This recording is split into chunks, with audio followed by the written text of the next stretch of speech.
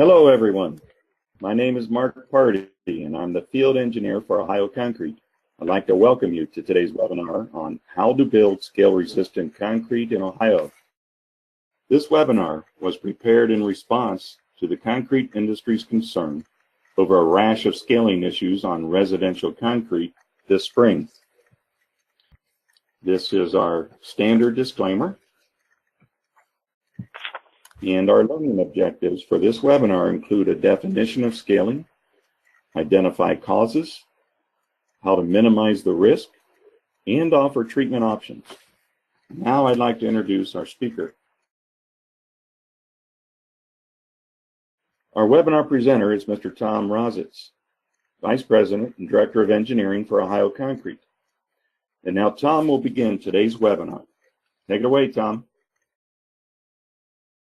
Thank you, Mark. Let's first start with explaining what scaling is. The term scaling is defined by the American Concrete Institute's Committee 116R, which is the cement and concrete terminology section, as the local flaking or peeling away of the near surface portion of hardened concrete or mortar. It is the loss of surface mortar on a concrete surface, at times exposing coarse aggregate particles beneath, most often on exterior exposed freezing conditions. It is essentially a physical action created by hydraulic pressures from repeated cycles of water freezing within the concrete. The expansive stresses by ice formations is made worse with solutions of de-icing chemicals, since it increases the saturation within the concrete and increases the number of freezing thawing cycles by lowering the freezing point of the water solution. Often, this distress type is referred to as spalling. The term spalling, per ACI, is a fragment of concrete that becomes detached from a concrete member by a blow or force, sometimes as expansion of corroding steel reinforcement in the concrete, but also by action of fire or weather. So spalling is more of a general term. For the sake of clarity, today I will be using the term scaling, since it's more specific to the distress that occurs on exposed exterior concrete surfaces in Ohio due to freeze-thaw cycles. Scaling, unfortunately, is not new. It dates back before the advent of air-entrained concrete and has been the subject of many articles and reports. It is a very controversial concrete distress occurrence that leads to a lot of finger-pointing and debate amongst owners, contractors, and ready-mix suppliers. A helpful document published by ACI is 201.1R, Guide for Conducting a Visual Inspection of Concrete in Service. It classifies scaling in 4 levels. Let's take a look at these. Here's a light scaling condition. It is shown that it's defined as the loss of surface mortar without exposure of coarse aggregate. Medium scaling is the loss of the surface around 0.2 to 0.4 of an inch in depth and exposure of coarse aggregate underneath. A severe scaling condition is that loss of surface, again to 0.4 to 0.2 or 0.4 of an inch in depth, but also includes loss of mortar surrounding aggregate particles from around 0.4 to 0.8 of an inch in depth. And very severe scaling is the loss of coarse aggregate particles as well as the surface mortar, generally to a depth greater than 0.8 of an inch. Other terms that are also linked to scaling and are cited in the description by ACI include mortar flaking. This is the form of scaling directly over coarse aggregates at the surface, so therefore would be considered as medium scaling. The thin layer of mortar that rests directly above the aggregate is more likely to dry out compared to the mortar directly adjacent to the aggregate. Water that's absorbed into the surface, which subsequently freezes, debonds away from the aggregate and lifts the mortar away. The bottom left image shows the mortar layer lifting or popping off the aggregate. Hence the term pop-offs are another name for mortar flaking. And then there's peeling. These are thin sheet sections of mortar that breaks away from the surface, usually exposing coarse aggregates beneath it. Before I discuss the common causes for scaling, we need to understand how our area is vulnerable to scaling distress. Ohio is in a severe weather exposure climate where exterior concrete is often subjected to continuous moisture, cycles of freezing and thawing, and common use of de-icing chemicals. Therefore, concrete must be proportioned with durable ingredients, achieving adequate strength, density, and a proper air void system throughout its depth. It also requires the proper placement, finishing, curing, and protection to ensure that the mixture achieves the strength, durability, and air void system in place to resist the stresses developed during freeze-thaw cycles throughout winter seasons. It is absolutely necessary to use entrained concrete, air-entrained concrete for exterior placements subjected to freeze-thaw environments. The use of non-air-entrained or too little air-entrained concrete, especially at the surface, results in a poor air void system and in turn damages the concrete from freezing moisture within its pores. For over 70 years, entrained air has been deliberately incorporated into concrete mixtures to reduce the damage due to cycles of freezing and thawing. An air entraining agent is added during the concrete batching that creates tiny microscopic bubbles throughout the mix. The resistance of hardened concrete to freezing and thawing and de-icers in a moist condition is significantly improved by the use of intentionally entrained air. Convincing proof of the improvement in durability affected by air entrainment is shown in these comparative photos of the same age concrete, one with and the other without air entrainment. Let's take a closer look at how air entrained systems work. Porosity in a concrete consists of interconnected pore system that was developed from the space occupied by mixed water that did not become part of the hydrated cementitious paste, which is the glue that hardens and locks together the aggregates. These pores make up the capillary system. As water enters into the concrete through capillaries, intersecting microscopic bubbles that are plentiful and closely spaced allow ice formations to expand safely and prevent damage to the hardened cement paste. The pressures developed by water as it expands during freezing is around 9% and is directly dependent on the distance the water must travel to the nearest air void. This distance between the air voids, called the spacing factor, is therefore critical to the concrete's durability.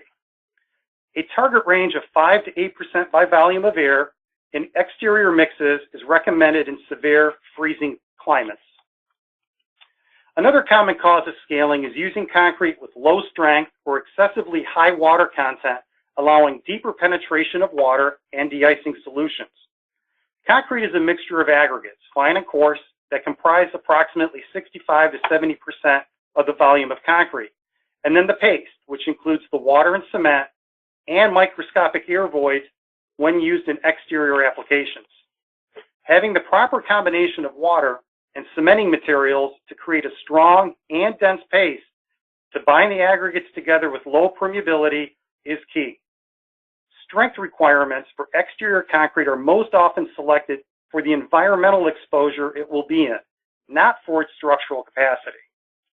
Shown in this figure is the impact that water addition to a mix designed for 4,000 psi at a 3-inch slump. As slump is increased with water addition, the paste is weakened and the strength is lowered.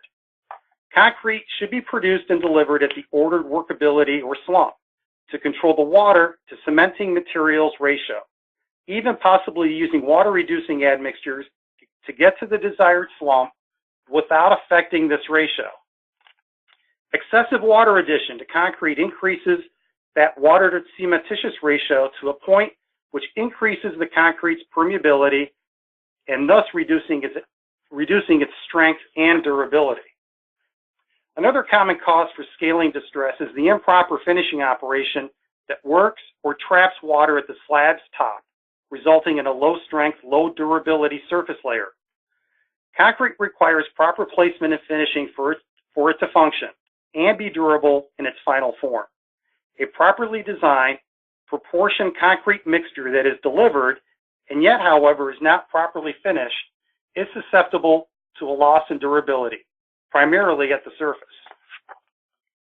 Early or accelerated drying of the exposed concrete surface during finishing may prevent strength durability development that also results in a weak surface.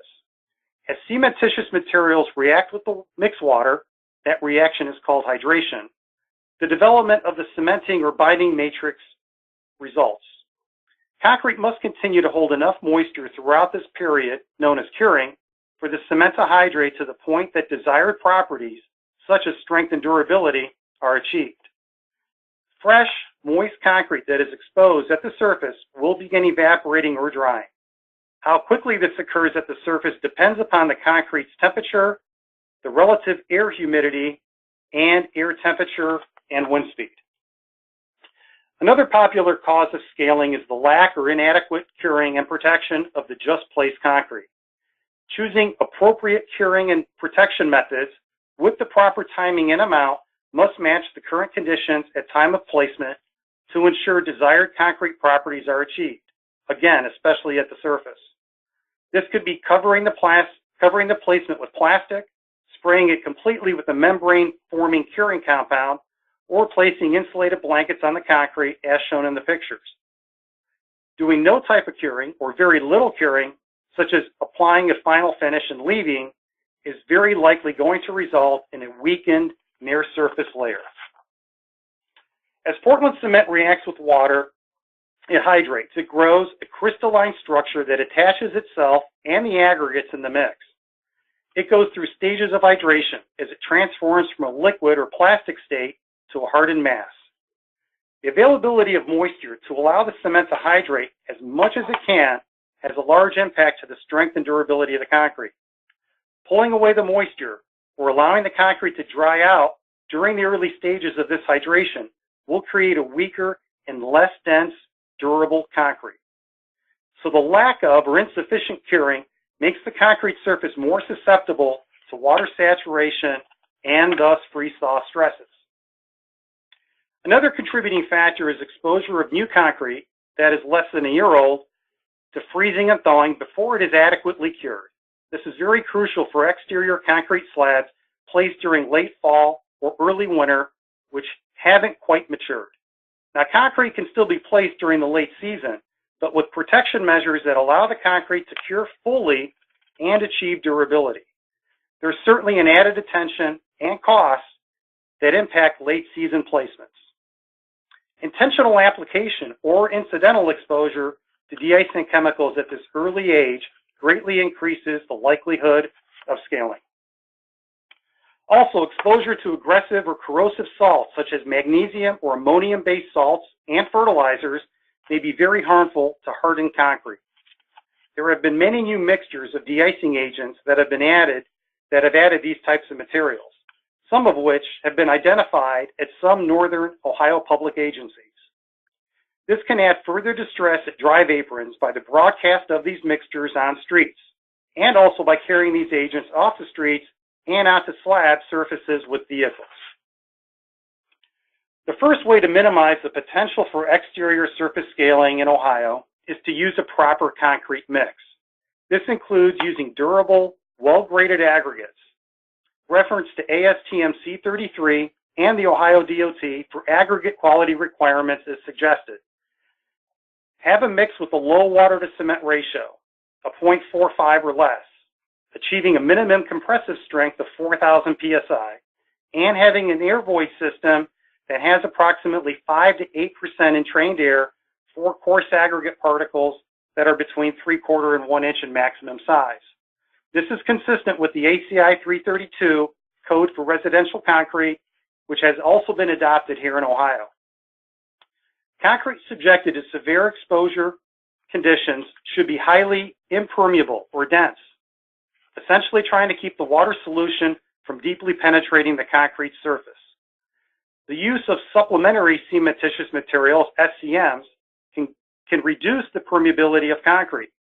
They do it by filling in the voids within the cement matrix and intercepting the capillary pores so that they become less continuous. Next, properly slope the concrete surface to drain water away from the slab. Saturated concrete followed by freeze-thaw cycles is certainly susceptible to surface deterioration.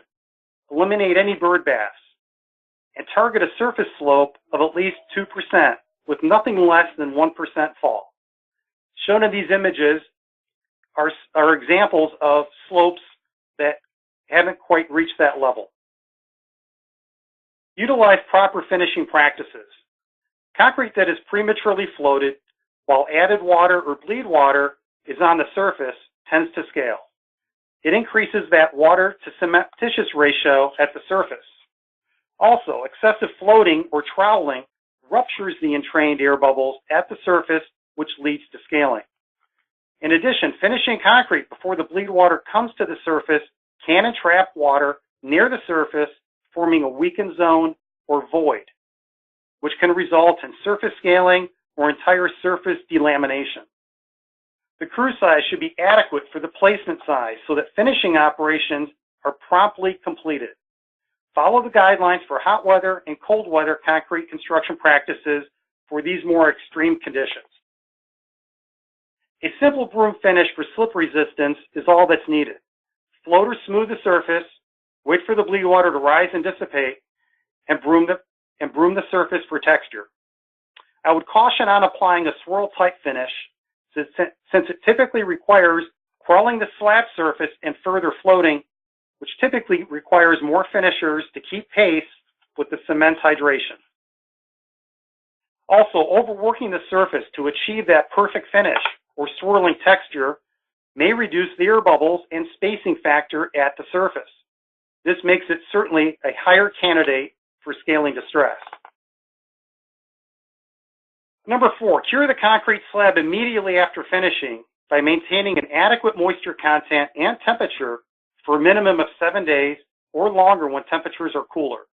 The term curing describes the action to maintain moisture and temperature conditions in freshly placed concrete mixtures to allow cement hydration to occur so that hardened properties of the mixture can be achieved, including at the exposed surface. After curing, allow the concrete to air dry for 30 days. Note that curing is meant to keep the moisture in. The word sealing is an added protection procedure which takes place after the curing and 30-day air dry period. This added step is to help keep moisture out of the concrete. Use of fog misting or evaporation retardants for initial or intermediate curing are great tools. Note that these evaporation retardant products may be referred to as finishing aids, but they're actually composed of 90% water. So they are not meant to be finished directly into the surface. These are sprayed on before final finishing to prevent the top surface from early drying or crusting while the body of the concrete is still plastic and hardening. Once the sheen dissipates and the concrete is stiffened, the surface can be finished. It essentially buys time on days of high evaporation, that is, when conditions have low humidity, warm temperatures, and moderate to high winds. With proper curing, concrete becomes stronger. The strength improvement is rapid at early ages, but continues more slowly thereafter for an indefinite period. This figure shows the strength gain of concrete with age for different moist curing periods. 7 days curing is the suggested minimum curing period since it allows the concrete to fully achieve its potential strength, versus doing little to no curing that greatly reduces the concrete strength, especially at the surface. For most jobs, curing generally involves applying a spray membrane curing compound or covering the freshly placed finished concrete with plastic sheets. This chart appears in many technical references as well as in ODOT's spec book. It provides a method of estimating the rate of evaporation of moisture from the concrete surface. It takes into consideration the air temperature, relative humidity, concrete temperature, and wind speed over the surface to estimate the evaporation rate. If the value approaches 0.2 pounds per square foot per hour, precautions should be taken. This could include having a fog mister or evaporation retarder on hand if early drying occurs of the surface, maybe erecting windbreaks, or even moving the placement to a different day or time when placement conditions are more favorable. Number 5, maintain the concrete. Concrete is very durable, but some additional protection measures are always suggested. Clean by power washing off any mold, dirt, any kind of debris. After it dries, we recommend applying a commercially available silane or siloxane-based breathable penetrating sealer, specifically designed for concrete slabs. Follow the manufacturer's instructions. Not all products are the same, and they will require reapplication, somewhere typically between 3 to 5 years. Applying a sealer is best done when the concrete is cooling down rather than heating up. So therefore, we recommend this occur in the early evening. Since penetrating sealers allow the concrete to breathe, it prevents a buildup of vapor pressure beneath the concrete and sealer. Because the sealer is embedded within the concrete, making it more durable to abrasive forces or ultraviolet deterioration, it can provide longer lasting protection compared to film-forming sealers. Note that these sealers cannot fill surface voids if they are filled with water. So the sealer works best when applied after the concrete dries. Do not use de-icing salts in the first year after placing the concrete, especially if the concrete was placed after September. De-icers containing rock salts or sodium chloride and calcium chloride should generally be safe for use on concrete after the first winter. Magnesium chloride-based de-icing chemicals have been found to have a more aggressive chemical reaction, creating more distress in the concrete surface. Therefore, it is recommended to remove any accumulation of salt deposited by cars, typically in the form of snowpack around tire wells, on newly placed driveways, or even garage slabs. The presence of de-icer solution in water-soaked concrete during freezing causes additional buildup of internal pressure. Ohio Concrete has published helpful guides that specifically address this. Also, reducing the de-icer application concentration or rate will result in less damage to concrete. Here's an all too common over-application example of de-icing agents. I took this photo at my children's school as they were anticipating future snowfall. The instructions provided with these products state the removal of the agent after it has loosened and undercut the snow and ice pack. It is not for continuous treatment. So here's a recap on prevention of scaling. When concrete and surface will be exposed to cycles of freezing and thawing and de-icing chemicals, consult local guidelines on concrete mixture requirements and use the following to ensure adequate concrete performance. Use a proper, proven exterior mix. A low water to cementitious ratio mix with a dense matrix, adequate air void system, and strength of at least 4,000 psi is recommended. Ensure that there is adequate drainage on the surface. Again, we recommend 2%, but at least a 1% fall. And certainly no bird baths. Use proper finishing. Keep texturing simple. Maintain moisture during and after placement, possibly using evaporation retarders or fog misting if needed. However, don't work water into the surface. Allow those materials and moistures to dissipate first off the surface. A minimum 30-day drying period after curing to exposure to freeze-thaw de-icers, and protecting by applying a breathable, penetrating sealer after the drying period is recommended. Do not use de-icing agents during the first winter, and remove any tracked salt snowpack promptly. So what can and should be done if scaling has occurred? The first step would be to assess the severity, the depth, the amount of the area present. Is it consolidated to one location, or maybe just at the apron or where the cars park? ACI 201.1R is a nice reference with pictures and the defining limits of the scaling severity. For minor or low severity scaling, possibly appearing after its first extreme winter season, not much is required if you have low scaling or low severity. Clean off that material, off the surface, and apply a penetrating sealer. That small investment in further protection is well spent. A common treatment for moderately scaled exterior concrete surfaces is to first treat with a light power washing of the surface to clean and remove all material and debris. After a short drying period, treat the surface with a high-quality penetrating sealer. Again, these products are designed to penetrate into the pores of the concrete, and once there, react with the alkaline materials to form a barrier that limits water and ice or de-icer penetration. High severity repair treatments I would consider grinding down or blasting the surface to uniformity. This has successfully been accomplished. Or applying a bonded topping and sealing the top as long as the body of the concrete beneath the surface layer is intact and sound. Here are images showing the surface grinding treatment. You do have to keep the surfaces from becoming polished since you need roughness for traction and slip resistance. The depth of the grind will depend on the depth of the distress, and the appearance will certainly be affected, such as the presence of a small amount or a pronounced amount of aggregate, but you will get a lighter, brighter color. Maybe conduct a test area first in a small area so everyone is on board with the resulting surface finish and appearance. There are many repair products designed for topping concrete surfaces. Preparation, of course, is key. We recommend following the instructions of the manufacturer. However, these type of applications may be best suited for experienced applicators that are familiar with the prep and placement procedures for these products.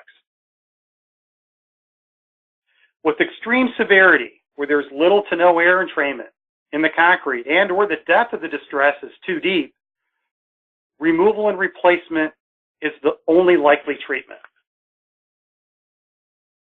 Provided in this slide are the many helpful industry resources that was used in this program, which came from the American Concrete Institute, National Ready-Mix Concrete Association, the Federal Highway Administration, and Portland Cement Association. Also, Ohio Concrete has developed recommendations and tech tips on this subject with the most recent document titled Scaling Concrete Surfaces that's available from our website at www.ohioconcrete.org. I will now pass this back to Mark for any questions that have been sent in. Okay, thank you, Tom. That's a very informative presentation. We now have some time to answer questions, and many of them have started coming in. So, Tom, the first question we have, is there a minimum recommended cementitious content for exterior concrete? Thanks, Mark. Yeah, that's a great question. Those numbers have been kind of bounced around, and the word cement, as concrete has been batched for many years. Many people have gone with a 6-bag or 564-pound mix of cement, but now the more common term is cementitious. And probably the lowest amount that can be used would be down in the mid-500 range, but it's really about the strength development that can occur and having that lower water to cementitious ratio. So it's a combination between the cementing materials and the water content that's in the mix. Okay, great. Next question is, and I could just make a comment here, is the PowerPoint going to be available for download? And yes, it will be downloaded, available by the recording and also a PDF of the presentation. So the next question is, how does finishing with trowel machines affect the durability of the surface, such as steel blades or with combination blades? Well, Mark, that's, again, a very good question. And the use of steel trowels or machines that use steel trowels directly on the surface have a tendency to rupture or knock the air bubbles out of that top layer. So it is not recommended for exterior applications because it disrupts the air void system. So use of steel trowels is limited for interior applications where you're looking for a smooth, densified surface, not for exterior surfaces. Okay, very good. Next question is a statement and a follow-up question. It is generally not possible to completely avoid the use of de-icers, especially on many, I assume, public-type facilities. They will drip off cars and be splashed from the adjoining roadways onto the new driveways. So I assume the question is what to do in that case. Well, prompt removal of those materials is recommended. And again, we've gotten into an age where a lot of pre-treatment is occurring on the placement of these de-icing agents. As de-icing agents are saturated within the pores of the concrete, they tend to draw more moisture to themselves, so therefore creating more distress or possible distress into the surface. So we caution on the use of pretreatment or application, especially if the concrete is still very young and haven't developed its durability and strength at that top surface. Okay, we'll take a few more short questions, but we are getting to the end of our allotted time period. So those of you that need to go are welcome to do so. Please remember to fill out the survey in the pop-up screen as you sign off. Another question here, Tom. When an accelerator is used, how does that impact the curing period? Well, accelerators are intended to be used for concrete that's placed at cooler temperatures to help activate that hydration reaction. It will create the concrete. What we're trying to do is to normalize the set and not accelerate it to a point where it's skipping over any of the phases that the cement has to go through as it's hydrating. So it is helpful to have accelerating agents in the concrete in cooler temperatures or placements that require the concrete to set quicker, again, which is going to be in cooler temperatures and when the concrete is cooler in temperature. So those materials are good to use. The chemical agents that are used, oftentimes the chlorides that are used to accelerate the concrete mixtures is not the same. It does not have the same effect to the long-term durability of the concrete within the matrix. Okay, very good. Another question here.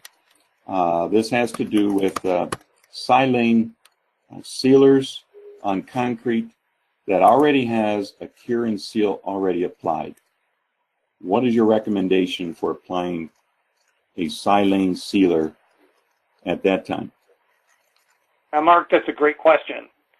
The use of penetrating sealers on top of concrete surfaces to really get the best penetration into the concrete, any previously applied curing compound that might interact or prevent that saturation of the penetrating sealer into the concrete should be removed. A lot of times those products are coming off just by sunlight or by wearing off. However, it is recommended that if the sealer is not compatible with that particular type of curing compound, that it be removed prior to the application of that penetrating sealer. Okay, very good. A similar question here, I guess asked a little different way. Are current products, de-icers, being used by city, county, and state agencies contributing to surface issues? That's like opening a Pandora's box there. There's a lot of studies that are going on right now with these new formulation of de-icing agents. Again, as I mentioned, in Northern Ohio, there's been some agencies that are using magnesium chloride to help prevent the sodium and calcium chlorides from sticking together and being able to treat the snow and ice pack at different temperature levels or freezing points. These aggressive chemicals can certainly contribute to further deterioration and distress of the concrete in the form of scaling. So again, anything that can be done to make that concrete surface more dense, less permeable, and the application of a sealer is always recommended. That's really the best course of action that can be taken at this time, and trying to limit any aggressive types of chemicals or fertilizers that can attack the cement paste. Okay, very good. We still have several more questions and more coming in. Tom may be able to take just a couple more before we end the webinar, but all these questions will be addressed with answers saved on the Ohio Concrete website. Another question here is, in your opinion, is straight cement mixes better for exterior or fly ash or slag blended mixes? Well, that question comes up from time to time, and there have been concrete producers that have switched over to cement-only mixes for exterior hand-placed surfaces. And there is very good beneficial use out of these supplementary cementitious materials. Again, as I presented, they help fill the pores that are left voids, that leave voids in the concrete when the cement hydrates, so it discontinues that capillary system. However, there has to be some caution with using these cementitious materials, these supplementary materials, during periods of cool temperatures, because they do tend to retard the strength development of the cement. Okay, very good. And maybe the final question here, Tom. Is durability of the concrete affected by adding bagged calcium in the mix during the warmer months? Can you repeat that again, Mark? Yes, the question is the durability of concrete affected by adding bagged calcium in the mix during the warmer months? I'm assuming they're talking about a accelerating, faster set concrete mix. Yeah, so that would not be a practice that, in my opinion, I would promote, because, again, cement has to go through several phases of its hydration for it to develop its strength and long-term durability. As those crystallines grow, it is reacting chemically to develop that durability. And by having the concrete mix that's already warm with an accelerator, it might provide quick strength that is developed.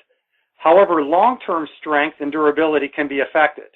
So it would not be a practice that I personally would recommend. Okay, well, at this time, we're going to conclude the webinar. I hope everyone's enjoyed it. Look for future webinars to be posted on the Ohio Concrete website. And once again, thank you for attending. Goodbye.